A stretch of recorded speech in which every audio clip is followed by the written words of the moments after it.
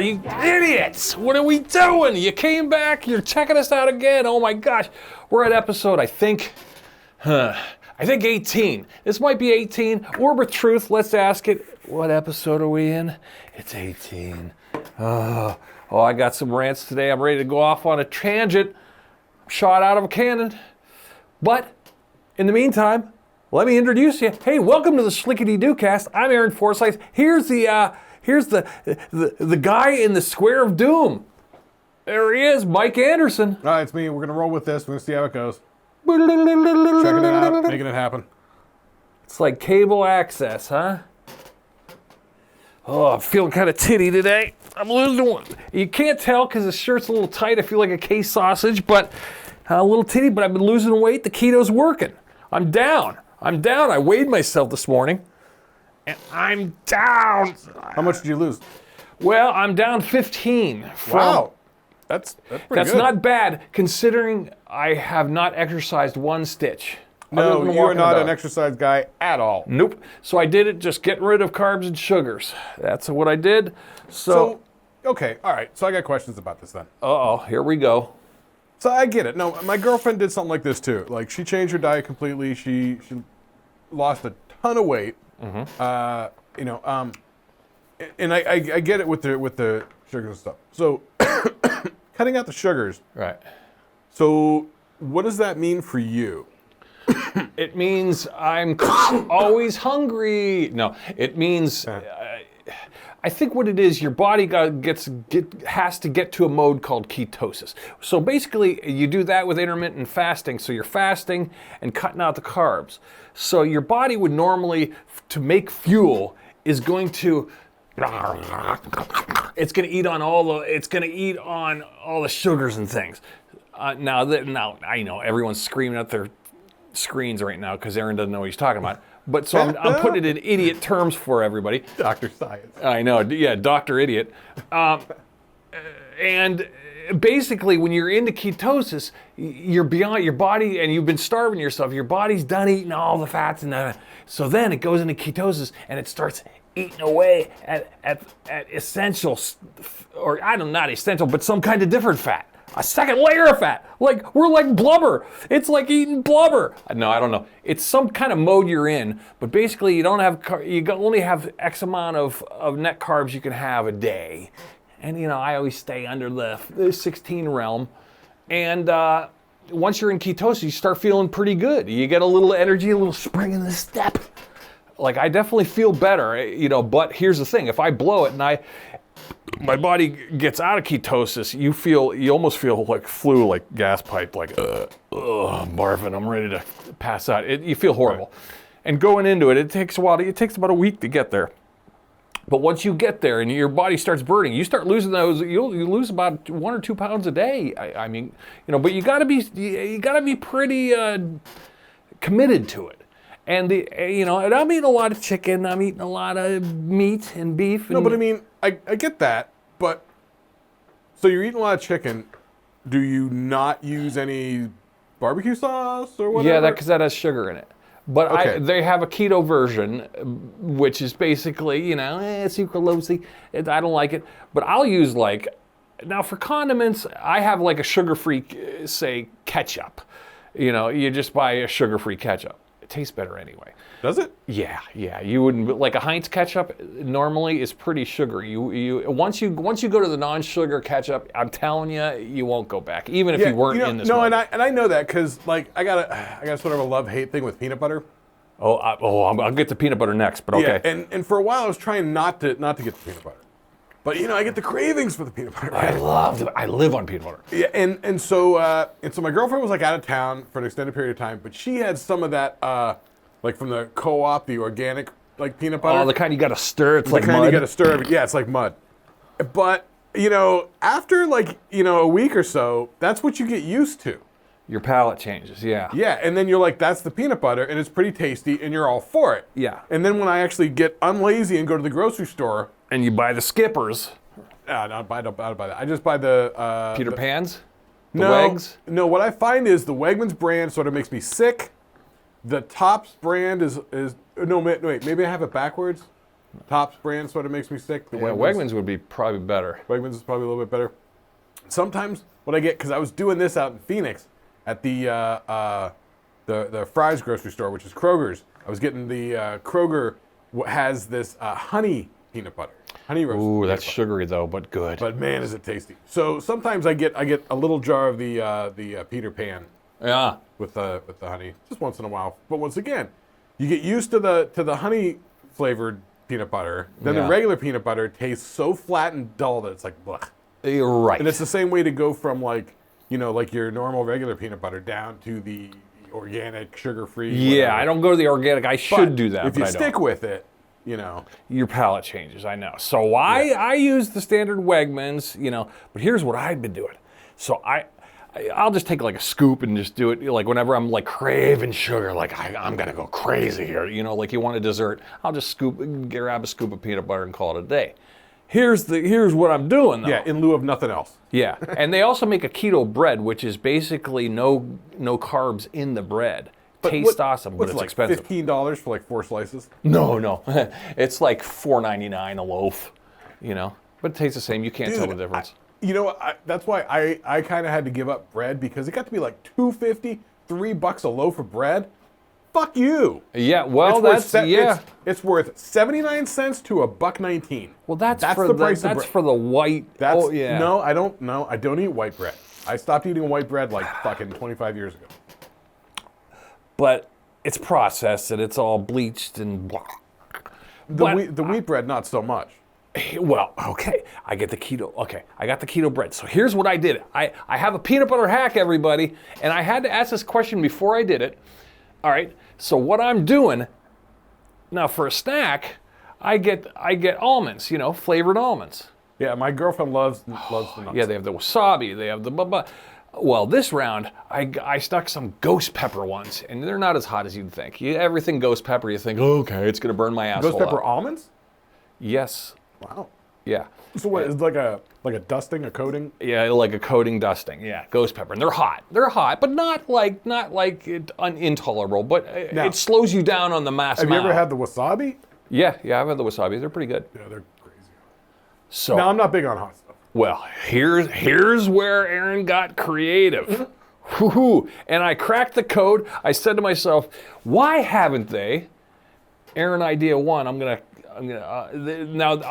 throw this out there, and I hope no one's made it, or if they haven't, they're gonna steal my idea right now. Here we go. I was like, why don't they have spicy hot peanut butter? And I was like, here we go. So what I did, I took the ghost pepper almonds, and I crushed some up. How'd you crush them up? Huh? How'd you crush them up? One of those bowls, bowls that you break up. What do you call it? Pills with, or like the old, like the old witch would use. And Called a mortar and a pestle. Right. So I did that. And broke some up, and here we go. And I have this dust. So I have this. That's the way to do it. I have a nutty dust, and I made a peanut butter sandwich. Put the nutty hot dust on it. And now I turned my peanut butter crunchy and hot. And I made spicy peanut butter, Mike. Spicy peanut butter. Wow, that is interesting. Oh, and it was zingy as fuck. I'm surprised. Why isn't anywhere in the world there's zingy ass hot peanut butter? Like some places in the world, peanut butter isn't even a fucking thing. No, I know. Yeah. Well, it's an American phenomenon, I'm sure. Yeah, like Brazil doesn't have some key things that we have. Like I don't think they have peanut butter. Dude, we were down there in Brazil one time, and my girlfriend's telling me, she's like, yeah, they're not gonna have barbecue sauce here. And our fucking Brazilian guy who's a place we were staying at, he goes, "Oh, I love barbecue sauce. I like the Kansas City stuff." I'm like, "See, I'm like chicken's around." Brazil has Kansas City barbecue. Yeah, or whatever. I can't remember what he said, but he was like, "Oh yeah, we got burgers. Love the burgers." But it's like down there they have pizza places, but they don't get actual pepperoni. I don't think they can get it. They can get some sort of meat that they call pepperoni. Right, it's not or a pepperoni. ham maybe, or Exactly, yeah, it's some sort of a hammy like sausage type thing. Yeah, exactly, yeah, something like that.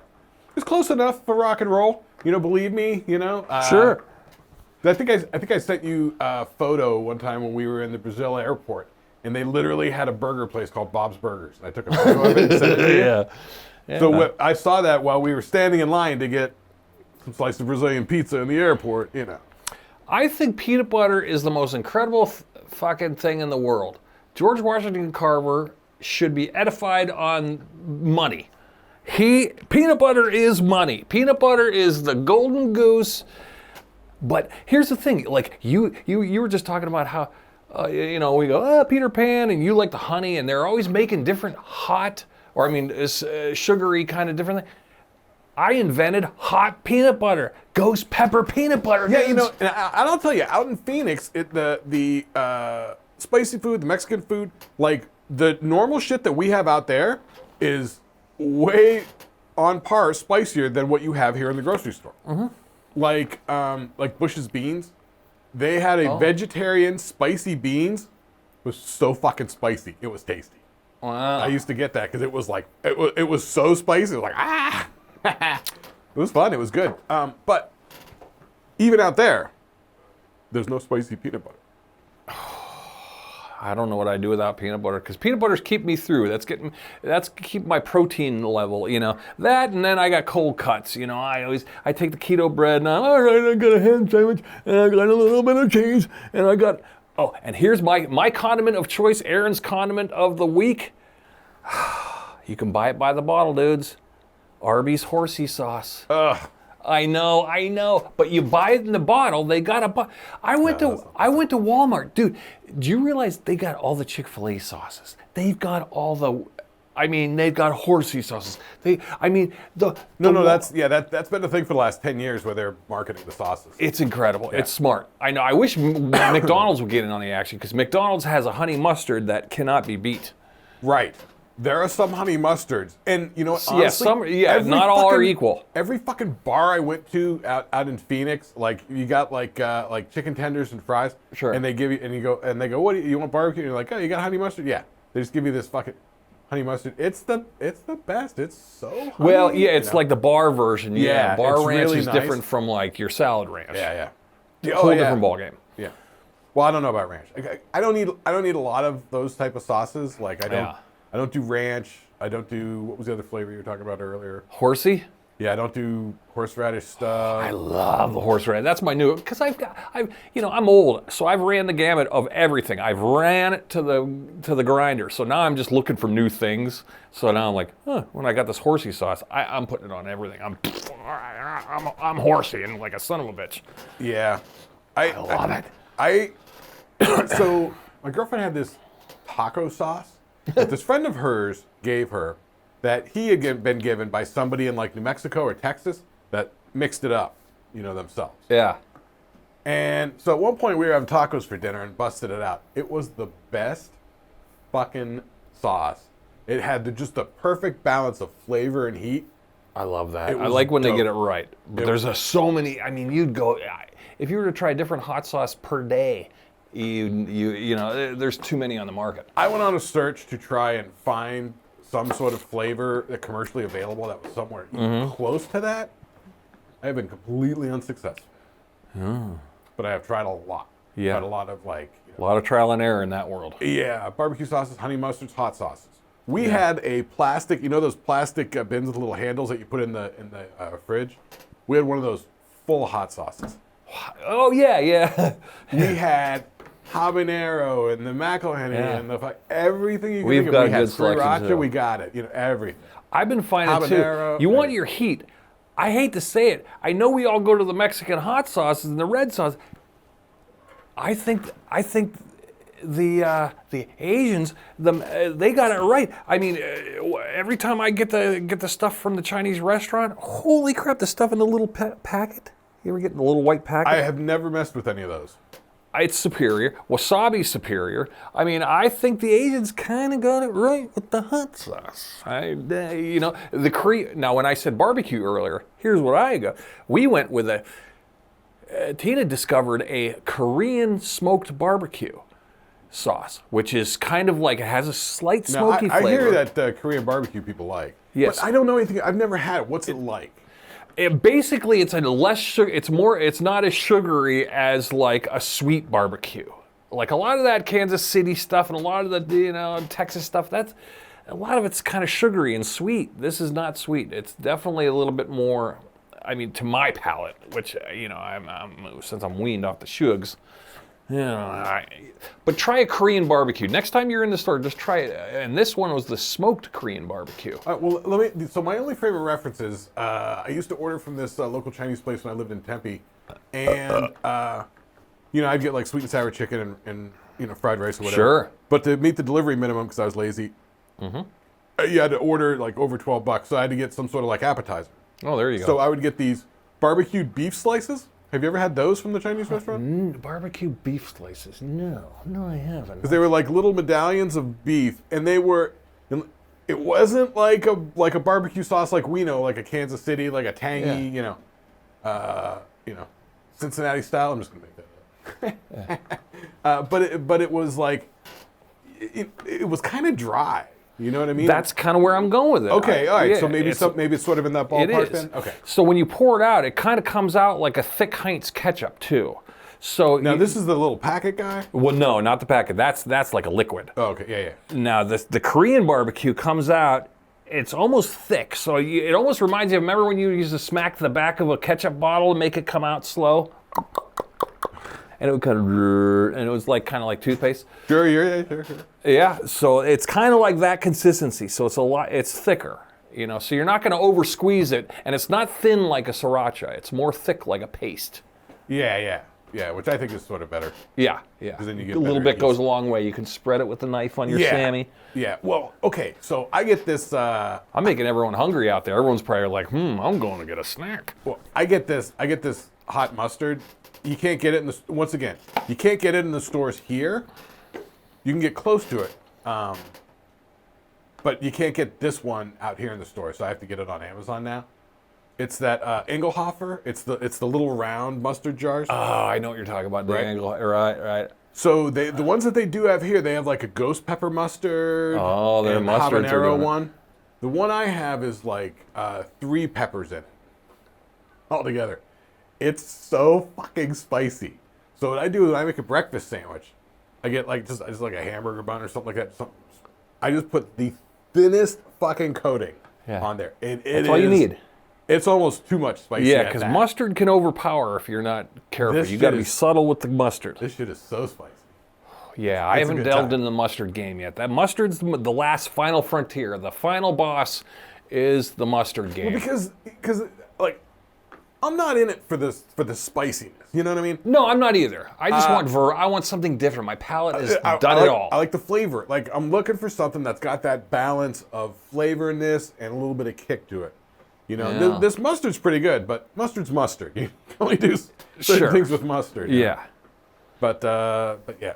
So so that's the wrap up of my story. Guys, tried out the ghost pepper almonds that I had, ground them up, and I poured it onto a peanut butter sandwich. So where are you getting the ghost pepper almonds from? They were just in like a little, the round tub that looks like, if you go to Walmart or any of those. Is it like one of the bulk ones? No, because the bulk ones are kind of lame because they're dry and this is made by, I forget the name of the company, I can't think of it offhand.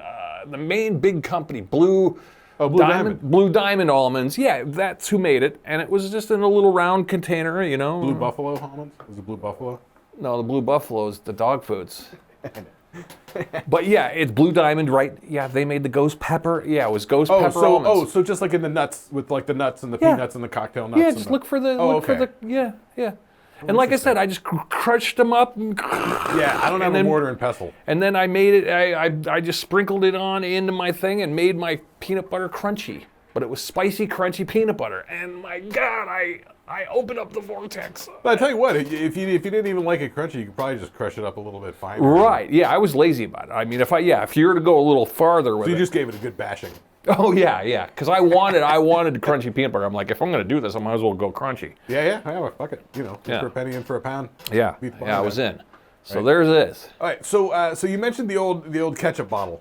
Yeah. Trying to get the So I've seen a thing like on YouTube or TV or some sort of shit where they say on those the old classic Heinz glass bottles. These are the glass ones, right? They got the little sticker label up at the top. Sure. It's got a tomato on it. They say that if you're trying to get like a brand new bottle, you open it up for the first time, trying to get it on the fries, that if you tap the tomato, that'll get it going. What, like agitated? Yeah, I guess it would like because if you're holding it here and the little tomato thing is up in the tip, then if you maybe there's a little moisture trapped up there, and that kind of moisture kind of goes. Well, there's definitely like a bubble that forms because they put it in the bottle and then they like boil it or something like that. You know what I mean? And so then when it settles, because it'll have like it's almost like a little like a pudding skin, Yeah. almost something like that. But I don't know. When we were growing up, We just stuck a butter knife in there to loosen that's it it. up. That's it. And then it all comes out. Just stick the knife in, you give it a little whirl around, you pull it out, you put it on the thing, and it comes out fine. Yeah. We didn't have the squeezy bottles till the mid-90s. Yeah, I thought the squeezy bottles were cool. I still think, those big fat Heinz ketchup squeezy bottles, I still think they should fucking make one that looks, it always looks like Bart Simpson's head, and every time I take it and I shake it up before I use it, I go, are you little... Yeah. Well, the reason I do like them in the sense that now they're upside downable. So the circle is, I like that with the cap on the bottom as the stand. Yeah. I'm a big fan of that. Mustard ain't doing that though. I have French's mustard in there, and it's got that little poke thing. Oh, and you the little flip French's, yeah. Yeah, and you. Yeah. Boop, and I you love pop. the French's yellow mustard. But yeah, it's got it the never tiny feels. little You turn nipple. it on its thing, and all of a sudden, all the Well, water, out comes the That's fucking it. water. Oh, well, no. The mustard water. Yeah, well, okay. So here's what I do with those. They've been sitting for a while. Grab the thing, put your index finger over the cap, and then what you do is, you got to have some room. No, don't even fuck around with that. I just put my arm up, and then I just whip it down. And centrifugal force puts it all up to the front of it. And then you just, bloop. But the key is, sometimes, like if you have it just sitting upside down all the time, like I do that with my mustard, the yellow mustard. It's got the little nipple on the top, the plastic nipple, and it's down to the end of it. Like I'm just eking it out because I don't have more. I gotta go to the grocery store on Saturday or whatever. But what it does is sometimes it's all built up there that when I open it and I go to put it on a hot dog, it keeps coming out and it won't stop because it's all the mustard. And in order for it to get that air bubble that it needs to release it's got to push out half of what's in front of it.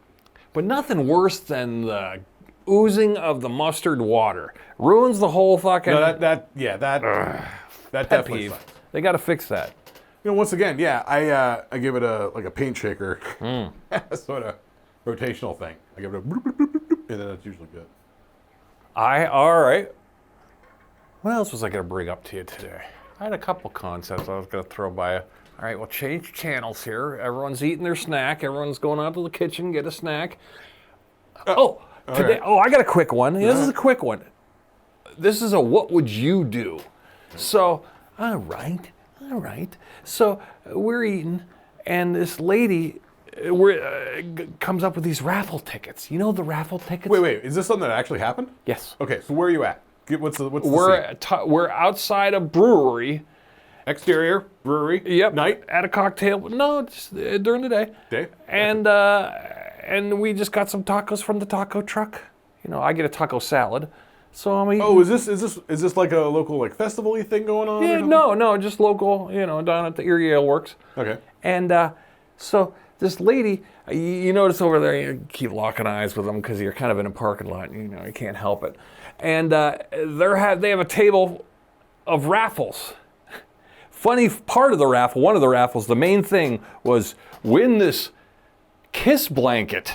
It was it was kiss hotter than hell, but okay. I kept looking at it like, it's kind of shitty, but I think I wouldn't mind winning. But okay, so she comes around, she gives you the $5 for 10 tickets. All right, so you go, all right, well, I'm a good egg. What's this for? She goes, well, it's trap and release. Right. We're a trap and release company. We need your donations. I'm like, all right, I'm all into trap and release. Let's do this. Fuck with my mic. Okay, sounds good. Trap and release. I'm on board. Give me 5 of them son of a bitches. Give me them. 5 tickets. And they give you the little row, and then here goes the homework. They go, oh, here's a pen. Put your name and number on there so we can, if you win, we can call you. Right. And you got a row of tickets here. So there I am. I'm like, oh, on every ticket. on every fucking ticket. Oh my god. Oh, pet peeve. Ugh. It's almost like, remember when you ordered checks from the bank, they would send you like a sheet of address labels? I know. That's what I wish I had some of Yeah, those. like some miniature ones you can just bust out and Yeah, let me go to my glove box for a second and grab some of those stickers. look at my billfold. Well, then I'm filling them out. It's taking forever. I'm ignoring the Tina's talking to me. I can't understand a word she's saying because I'm filling out this thing, doing my homework. And then next thing you know, I'm done. And she goes, oh, another pet peeve. You got to put your area code next to your phone number. I go, we're in Erie. What do we have? Are they not from Erie? I don't know. Yes, they're from Erie, but I mean, now another pet peeve. So it used to be you'd write your phone number down. Now we got to put our area code in. It's no longer 7 digits. It's now 10 digits. Wait a minute. Dude, is that new to you? Well, the peeve is new. At first I was like, it's just, I mean, if I was in Pittsburgh, I'd go, okay, I'll put 814, because I'm from Erie. That's 412. Yeah. But I mean, we're in Erie. Oh, I see. I'm handing it over to another charity in Erie. I had to write it down. I had to do a fucking half hours of homework, writing my name down. They're probably based out of upstate New York. Well, here we go. I got to put the thing. So they said they're going to do the drawing at 8, which is coming up pretty soon. Dude, sometimes I think that's why I get the fucking calls for Laura Crow on my phone all the time. I think it's the area code thing because that happened with the pagers. And the beepers. Yeah. Back when I moved out to Phoenix, like it went nuts with the beepers and the pagers. Yeah. They ran through all the telephone numbers.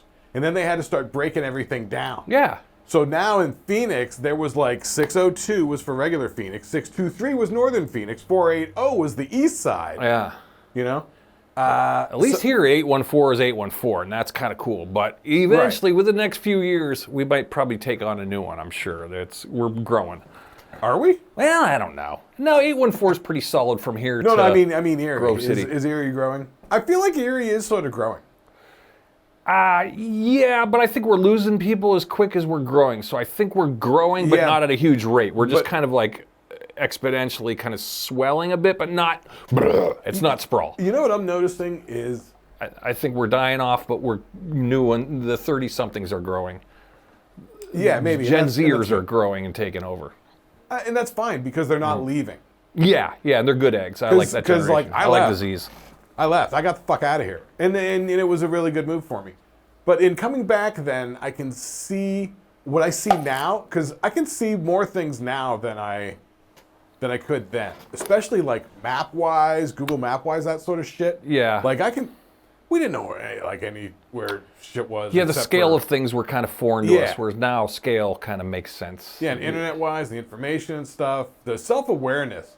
Like, I kind of enjoy that they call the water department the Erie Waterworks, like from Monopoly. Like, that kind of makes me laugh.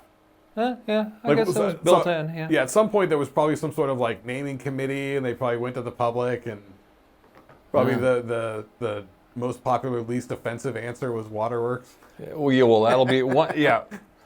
Well, I got a new pet peeve, and we got to change our name to the Shlicketty Do Works. Why? Is there somebody else with a Shlicketty-Doo cast? No, but there's a Do cast out there. What? They're Scooby-Doo aficionados. Oh. But they don't have the .com. We got the .com, so they can blow me. Oh, we got the DoCast.com. Yeah, we got the DoCast.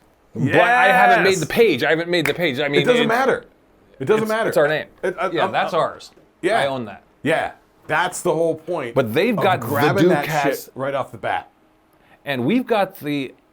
It's funny, because if you go to YouTube and type in DoCast, their Scooby-Doo podcast will pop up. But you put in Shlicketty DoCast and ours comes up. But you also got the DoCast at Gmail.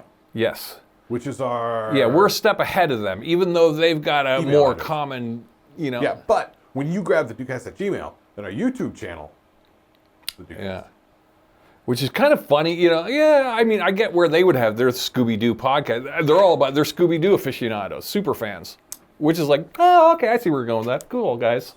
But You know, all right. I'm down for talking about Scooby-Doo. I love Scooby-Doo. I know hate you hate it. Scooby-Doo. My brother is a huge Scooby-Doo fan. He will talk your ear off. Oh my God, my brother has him playing on his TV 24/7. Wow. Really? Yes, he knows them all. He knows them all. He's got commentary. He knows who wrote this and did that. He's got all the generations, all the DVDs. He has them going. To him, that's his comfort food. Yeah, that's what I was going to say. 100%. He has them on a TV 24/7, even with no sound. They're always on. There's Dude, you always ever a see Scooby-Doo Sunset on. Boulevard? Huh? You ever see Sunset Boulevard? No. He's like Gloria Swanson watching her fucking movies over and over. Oh, yeah. There's stories. In her mansion. I never liked Scooby-Doo, honestly. I think I love Scooby-Doo. Grew up with maybe the original Loved old ones. it. No, I'm talking when I'm like 6 years old. Yeah, when I was 6 and The 10. original Scooby-Doo from what, 68, Yeah, 69, sure, those whatever the were hell it was. fine, but it's always just I love that regurgitated stuff. bullshit. No, you know what? No, you're right. I mean, in the last, I don't know, 20, 30 years. There's been 40-year interpretations. So many iterations. It's nuts. And they vary widely. You know what I mean? Yeah. Okay, so how about the Scooby-Doo movies? What'd you make of those? The ones with Matthew Lillard? I saw a Linda couple Cardellini. Lillard ones. They're all right. He's fine. I don't want to hate on him because he's a good egg. But I'm just not into it. It's just not my thing. Yeah, it had a weird tonal mix to it that I sort Yeah. of found like a little disconcerting. Like I sort of enjoyed it, and I thought the characterizations and the castings were all great. I thought Freddie Prinze Jr. and Sarah Michelle Gellar were having fun with it.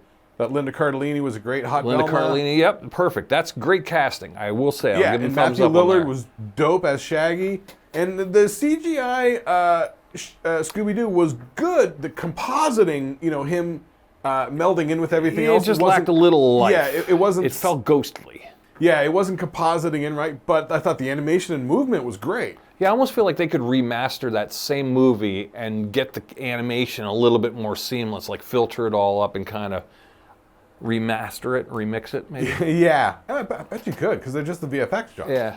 Because you're right, that is perfect casting for them. Yeah, and I thought Love Linda Cardellini, she's great, you're right. Yeah, Freddie Prinze Jr. is she's pretty awesome. good. Yeah. That is a good cast. And I thought like visually, production design wise, I mean, was that James Gunn directing the first one? Very well could have. That sounds familiar. Yeah. Because it was very visually cartoony as well. You know what I mean? Yeah. And they were definitely sort of like in the framing of the shots and the colors that they were using. It was hearkening back to that sort of, that sort of late 60s, early 70s cutting down of the animation department background style. When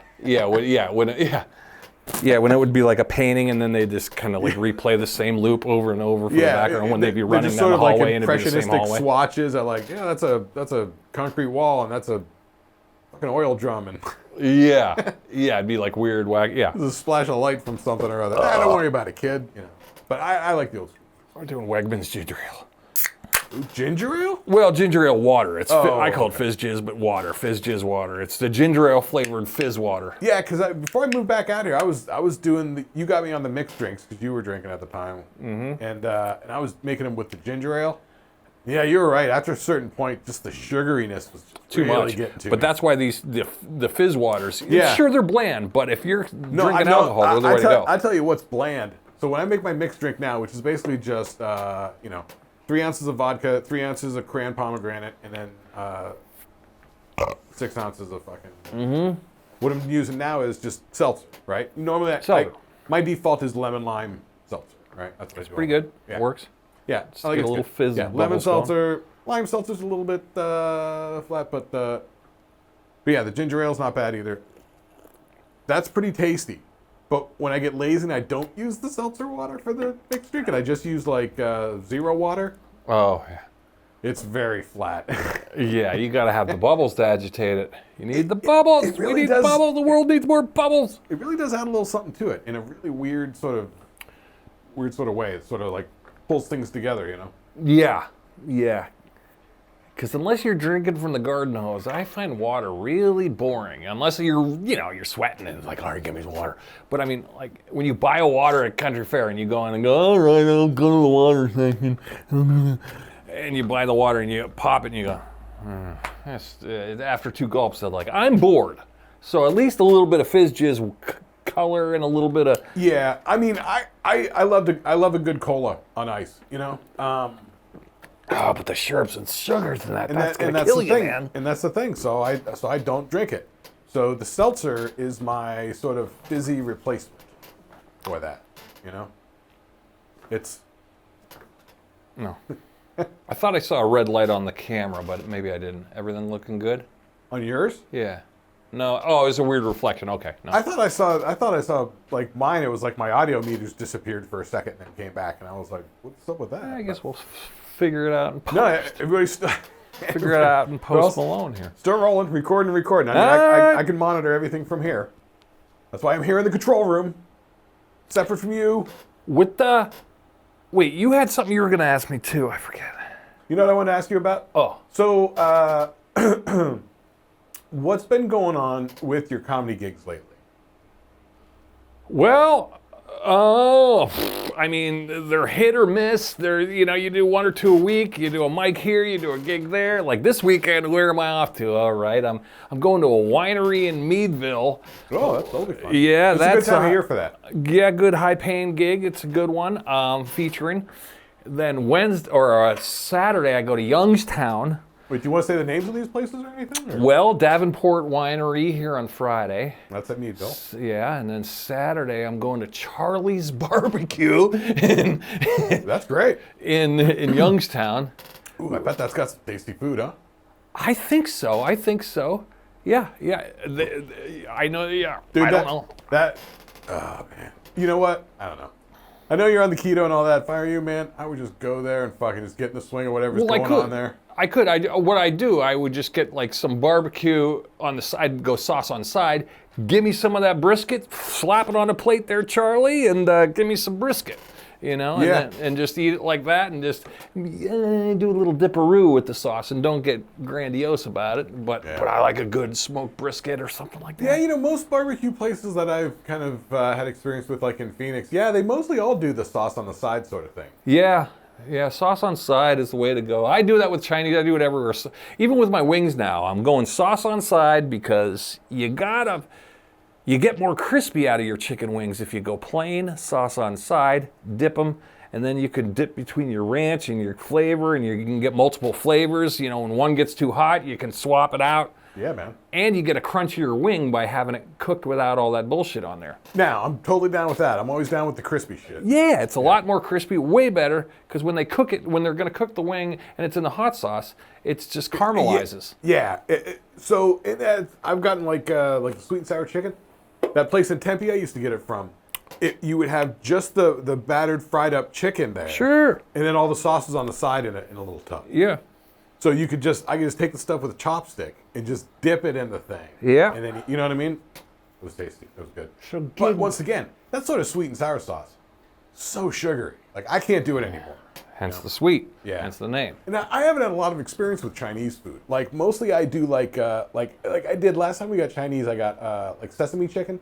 I like sesame chicken. Sesame's good. It's sort Sesame of oil. orange and then sesame in there. Like, I like it. Yeah, sesame's good. Sesame oil's always good. But man, the place we got it from, man. Like, and I even We're gonna have to get some Chinese. I'm starving. And I even said to my girlfriend, get like the all white meat or whatever, which I know is like $3 more, whatever. Sure. Dude, this fucking I was very dissatisfied with it. Honestly, like it seemed like they were deep frying the skin.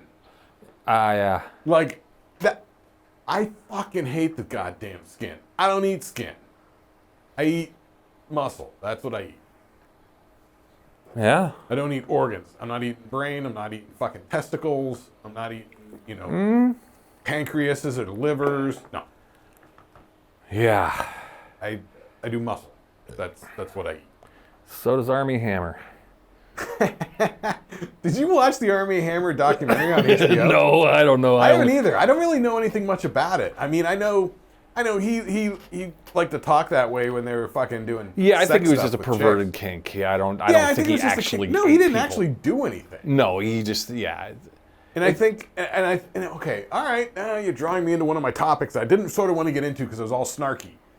Fake moral outrage. There's your topic. Fake moral outrage. Well, first you need the moral. Outrage. Yeah, not fake, but let's say like performative. Like, Oh, let's put on it. Let's go into store and put on a show? No, in a sense of like, people get all butthurt about stuff and saying like, what, oh, these people, oh, like they make a big show about being outraged about things. Well, It's a bad topic. It's just yeah, all because snarky it's and general. negative. Never mind. It's general. And you wouldn't believe the amount of open mic comics that go that go on before me that rant about nothing and have nothing to go. It's like, okay. Yeah, I've seen him at a couple of shows. Yeah, and it's like, you're 19, you got nothing. You got nothing. Yeah, you're not even thinking this through. But which, to a certain degree, in this, information age, you can't do the shit people did in 1982 and going, what's the deal with airline food? Like, that doesn't cut it. No. Yeah, You got to be multi-layered. There's layers and levels. I mean, even Seinfeld isn't going, what's the deal with, like, he stopped that at a certain point. Yeah, there's always this fine line with comedy. Like I hate talking comedy because this is kind of inside baseball unless you're a comic, and comics don't even watch podcasts from other comics because they're whatever. But I don't know, I find I'm kind of, I'm a silly, wacky kind of guy. So I go kind of over the top sometimes.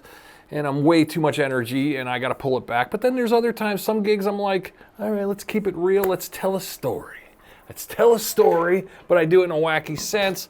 But I've heard comedians say that, comics tell funny jokes, but comedians tell things in a funny way. Say words funny and comedian, something words funny way. Yeah. Right. So you just kind of do your own thing. I don't know. It's funny the parallels we have between comedy and music. I was writing music for so many years. Writing jokes is the same way. And I'm writing jokes because I'm kind of writing things that I want to hear. It's kind of like what we did with music. We would write songs that we want to hear because it's like I used to write songs like, oh, I'm going to write a song that sounds just like Metallica. I'm going to write a song that sounds like Tom Petty. No, that was not the point. Ever. No, we would go, oh, I got an idea in my head. It doesn't sound like anybody, but maybe we'll turn it into something. And then you forge it, and then you make the mold, and you mold the clay, and then it turns into something that's your own. Yeah. Jokes are kind of the same way. It's like you kind of do it because you're not hearing. Well, you're hearing something, but it's kind of like a weird echo in the back of your head, and you're trying to pull it out of the closet and put it up and shine it up and make it a thing. Jokes are the same way. But I'm way too over the top. I've been trying to pull the energy back live, and then for gigs, I'm like, all right. Like I always want to do they call it the stand and deliver. The guy who holds the microphone and just tells jokes. I always admired those guys. But the second I'm like, all right, I'm gonna go out there. I'm just gonna stand and deliver today. No wacky shit, Aaron. Just pull it back. And the second I get out there, boom, I'm like frog in a box. I'm out there yelling and screaming, calling people names, and the whole place is going crazy, and it's just too much. I'm way over the top. I get it. But, quite honestly, I think back and I go, man, what did I just do? And then I get done off stage, and it's like, I'm in the car on the way home, and I'm thinking, oh man, I just made an ass out of myself again. But you're getting laughs, and it's working, and lo and behold, you crush numbers. You go, well, at least I'm doing my own thing. It's kind of like, all right, it's some universal wacky energy you do, and it's like writing your own song. So I'm literally creating my own comedy, my own fun.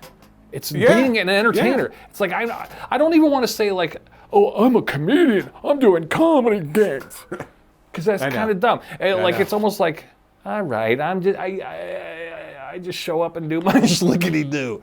So I used to think that in music. It's like, quit calling it a genre. Like, what's your band sound like? Are you a metal band or are you an alternative band?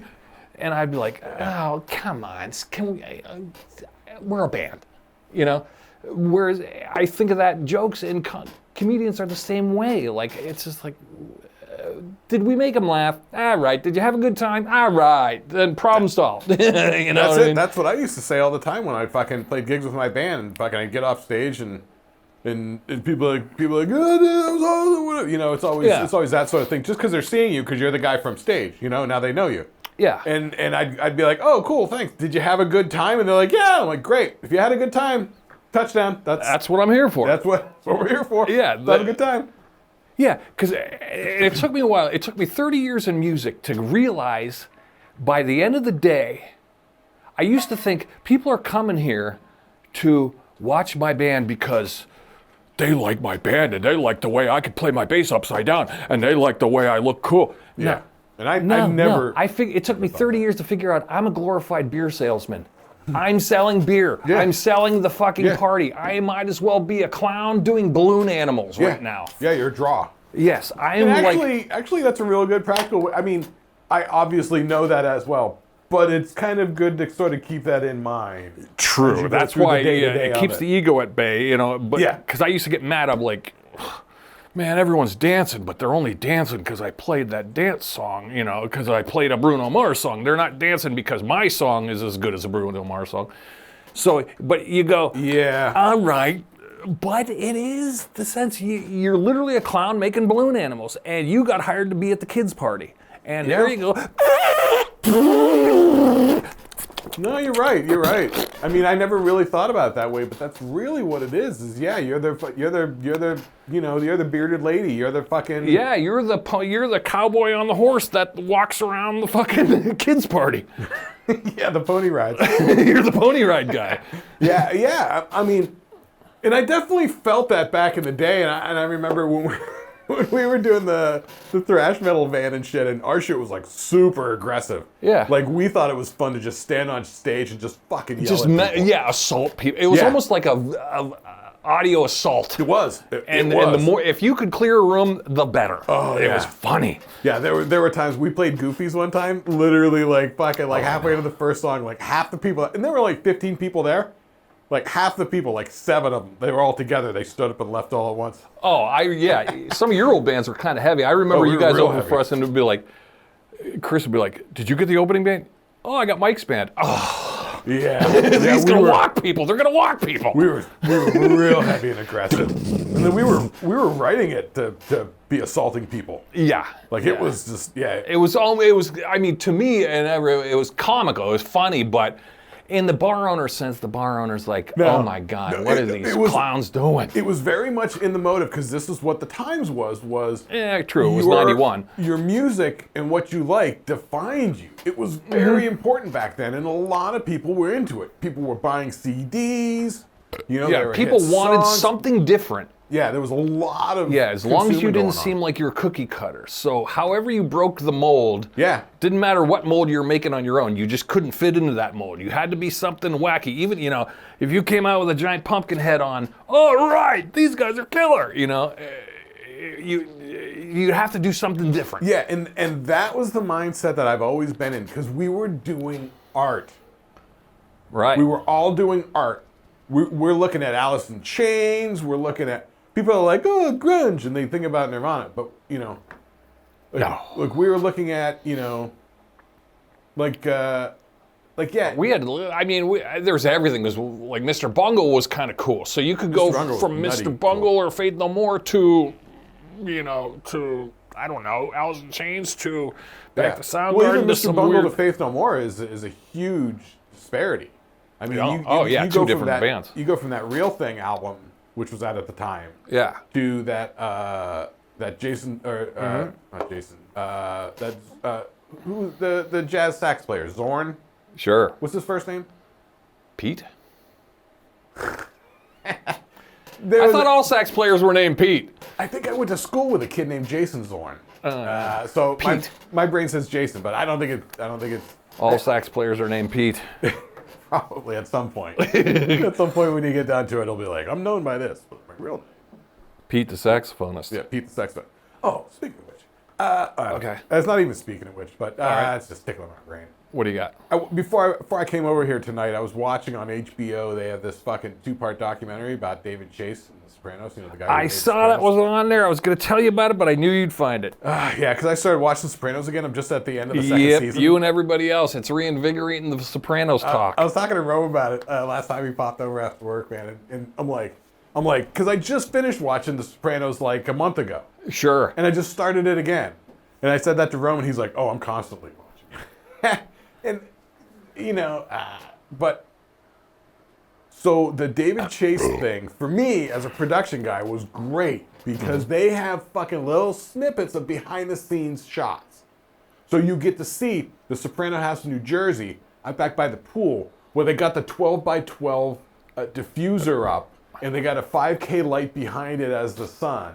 And they've got, you know, the C-stands and the camera. And they're on ladders with the reflectors. Oh, and the piping for the track, for the dollies, for the camera. Yeah. Oh, my God, it's the whole thing. They got the guys down there leveling and shit.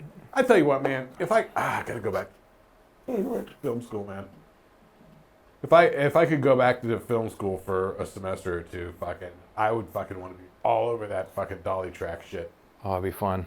Yeah. Although it seems like a lot of setup for one little 3-minute clip. It is, and our studios weren't big at film school, but yeah, I wasn't on the crew that did that, but I really wanted to.